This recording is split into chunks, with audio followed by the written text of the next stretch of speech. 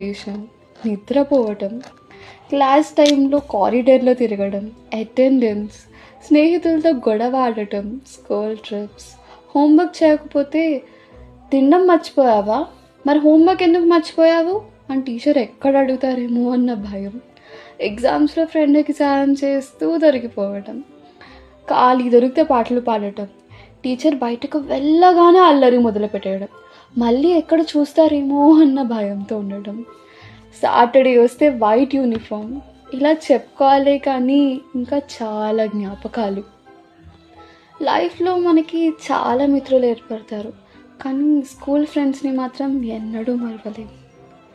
School మనకి చాలా ఇస్తుంది, ముఖ్యంగా ఎంతో విలువైన మిత్రులని మరియు గొప్ప గురువులను కూడా.